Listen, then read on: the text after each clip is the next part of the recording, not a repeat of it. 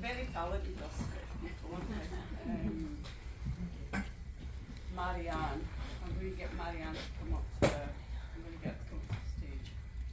I'll see if I can find the gloves. And then I'll just be introducing each other because the couple have enough to me by then. So the poetry, so we've got 3 guest poets today. And the poems were submitted as part of the Unknown Witch Memorial Project, and I was really blown away, not just by the art and the support that we received, but by the poetry. It was so emotive and really, really striking. So I thought, well, we can't have this day without having some of that beautiful and painful poetry as well. I must admit, I did cry when I was reading some of the pieces. It just touches you in a way that you can read all these factory records and things that keep things at arm's length. The witch trials at arm's length. But I think when you hear the poetries and you see the art, and that's really what we're trying to do with this. It's about art in all its different forms, stories, songs, poetry, as a memorial, because I think people get hung up on that idea, like we don't have this big stone memorial to the accused witches of Scotland, but there is so much richness that's already there. So that was really, I suppose,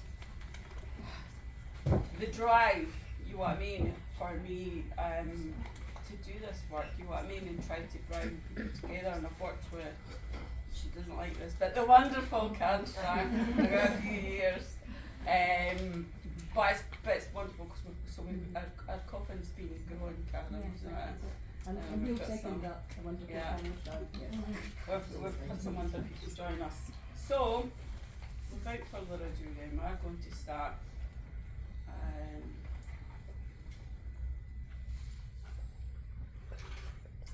So our first poet today is Marianne Bergus, is that right? I can never spell her name. But yeah, so she's a writer for Fife,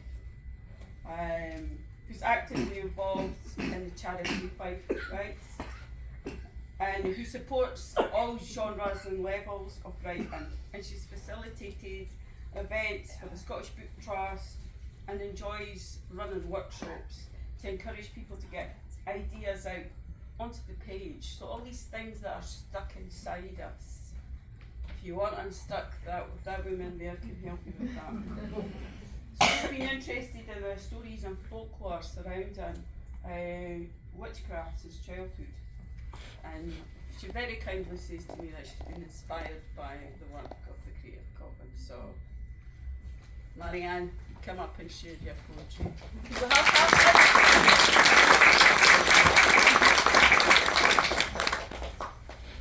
Hi there, and just a big thank you to everyone, all the organisers for today, and thank you for inviting us. So I'm going to read a couple of pieces and then I'll introduce the next poet to come on stage. So my first piece, very much inspired by everything the Creative Coven has done, and like Rowan said, I've been inspired by folklore. My granny was a great storyteller, and I just loved that as a kid. So the sort of witch trials and everything are very kind of close to my heart as well. So this first piece is called Maleficent. They called you witch. They did not see a woman. They chose not to try to understand you. They could not, would not believe in your beauty beyond manly desire. Blind to the wisdom that shone from your eyes and the love that penetrated your soul. They denied all of you, made you worthless, and stole any strength you had to fight back. They feared you. They called you witch, prompted by suspicion, conjured up by their own warped conclusions. forcing untruths out of the mouths of the innocents, coercing your own family to call out against you, blaming their misfortunes upon you. Even their sexual dysfunctions were your fault, proclaiming you created covens and cast occult spells to cause them harm. Charges of maleficium thrust upon you. Poor crop yields, disease and poverty, storms and shipwrecks. Witch, witch, witch, they chanted. Witch, they declared as they blamed malevolent magic instead of looking into natural causes. It was easier to blame you, witch. Why did nobody stand up to them? Bystanders must have known how wrong it all was. It happens still. Will we ever learn? They cover it better now. Dress it up in fancy titles with long-winded words. But it happens still. Persecution, betrayal, deceit, torture. Will we never learn? They feared ancestral knowledge. They sought power and control, suppressing anyone who confronted their egotistical, misogynistic ways. Is man the problem? Or is it humanity as a whole? Quashing what is not understood, squeezing the life out of the free, derailing those who will not run their rat race. They called you witch, but you never invoked the devil. The only evil was in the ones who hunted you.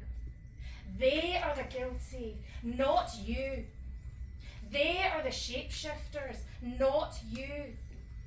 Only those who have dalliances with the devil could strip you naked, shave you bare, torture and sleep deprive you.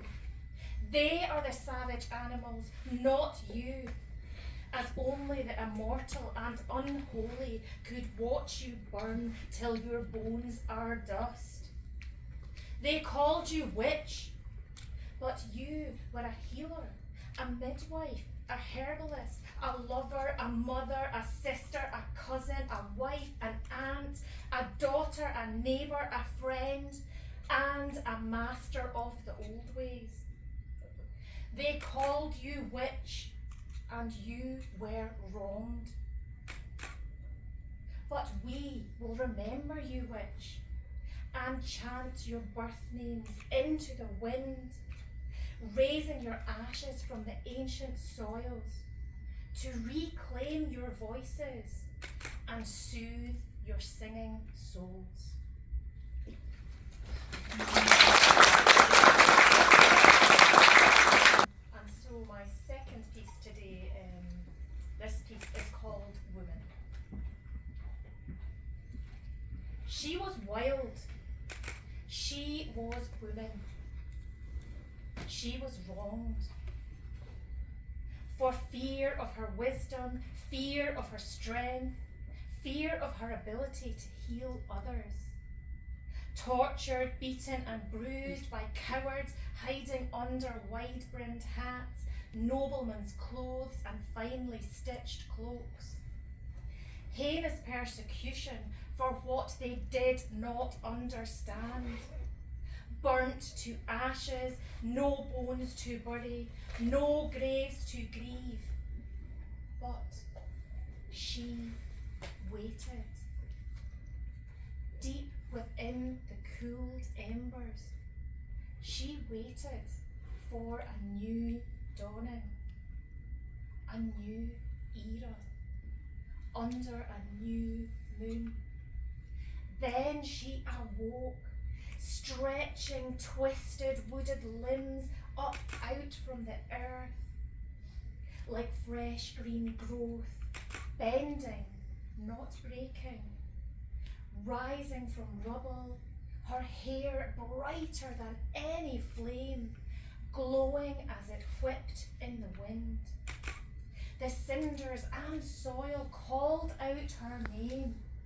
Rise up, rise up, rise up, your time is now. You are warrior, you are wild, you are woman, you are unbound, and we will remember you all.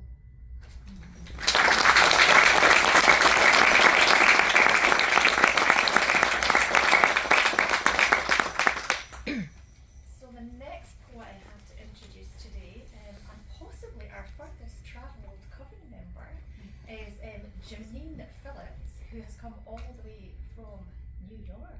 I think we should get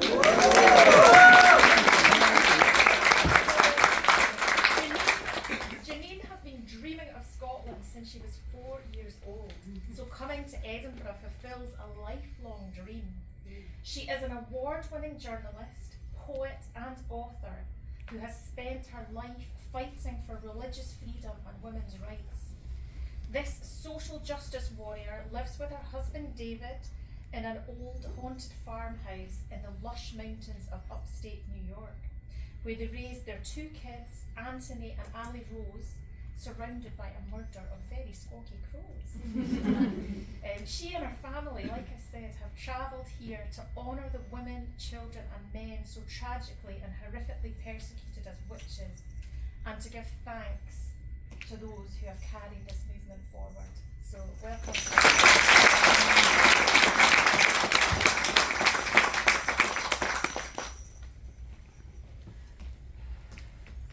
Hi everybody. I hope you all can understand me.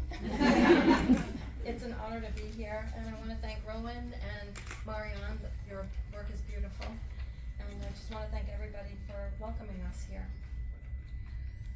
The first poem I'm reading is called The Unknown Witch, and this came to me in the middle of the night. I woke up with the first line in my mind, and I couldn't go back to sleep until I got up and wrote it. And I wrote it as a thank you to Rowan for the work that she was doing with the page and Creative Coven, and I had no idea that it was going to bring me here today, so it really is an honor. So my first poem is The Unknown Witch.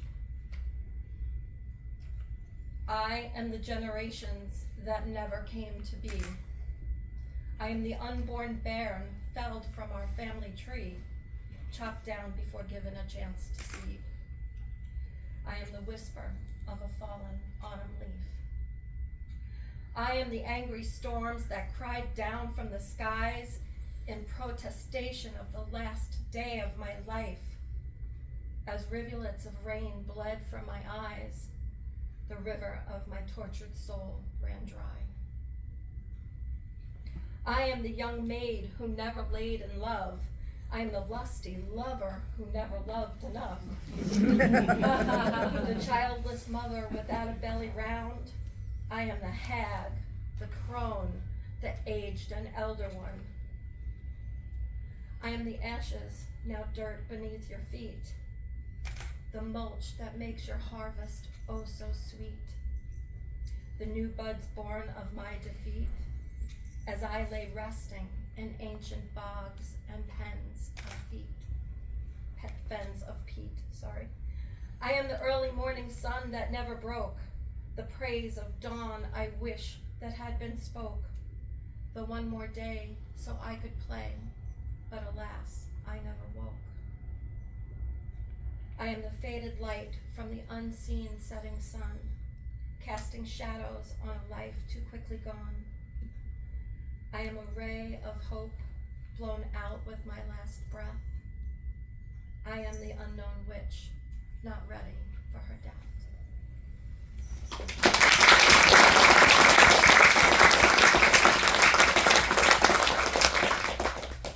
Thank you. And the next one is called A Cup of Ash. And again, this was inspired by all the work that everybody contributed. It's just heart-wrenching and beautiful at the same time.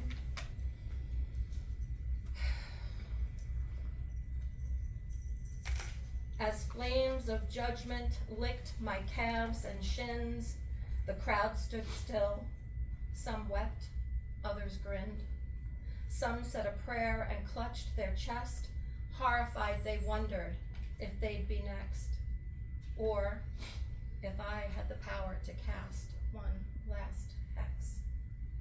The fiery flames consumed me, devouring my legs, my womb.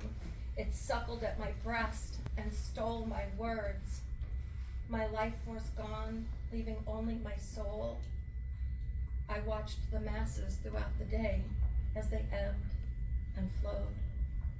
You all went about your daily deeds. You had butter to churn and chickens to feed, but as the rancid stench of my burning hair stung your eyes and soiled your air, you retreated. The deed was done. The witch was burned. The church had won. Who shoveled my remains into the bin to take me to the water's edge, while foes and families slept and wept in the moonless night? You scattered all that was left of me. Except for that bit you held on to fast, you cried in relief because I was free at last. Then I was washed away in the water's wrath. Now all that is left of me is a cup of ash.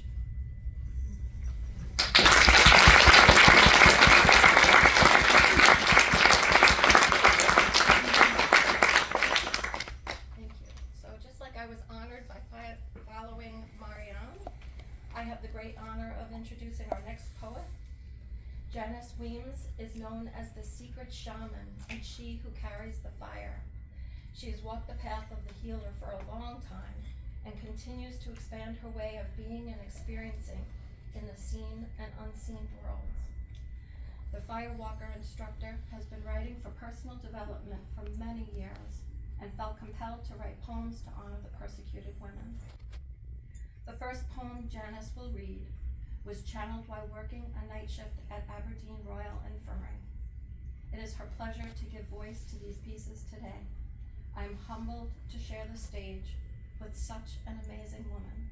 May I welcome she who carries the fire, Janice Weems.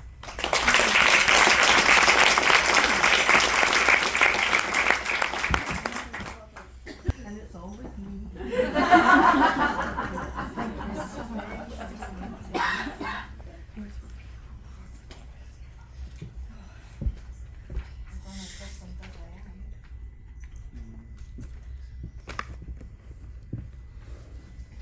Precious bones. I feel the stones against my bones, confined, imprisoned, engulfed. No candle to light the scurrying grunts, searching for crumbs in the dark of night. Damp seeps through my skin and bones. Tears find cracked lips. I hear the sob, pull up the shawl, faded, tattered, torn. There is no comfort to be had. Iron chains clad my neck, my back against the wall. Stones against my bones, stones against my bones. Memories seek my soul, brambles tugging skirts, sunrise, full breasts, wild hair, bright eyes, a salacious kiss, my love. Horsetail in time strengthens bones. Shadows of others gone before, witnesses of horrors to be told. I will not grow old. Blood, red, thread, damned, condemned, burned the flesh of my bones. The flesh of my bones.